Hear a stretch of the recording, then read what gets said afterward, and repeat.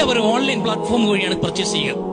ഉപ്പോട്ട് കർപ്പൂരം വഴിയും ഓൺലൈൻ വഴി വാക്കുന്ന ഒരു സാഹചര്യം ഉണ്ടായാൽ ഇവിടെ വ്യാപാരികൾ എങ്ങനെ ജീവിക്കും? അവരെ ആശ്രയിച്ചിരിക്കുന്ന തൊഴിലാളികൾ എങ്ങനെ ജീവിക്കും? നമുക്ക് സാമൂഹ്യ ബാധ്യതയില്ലേ?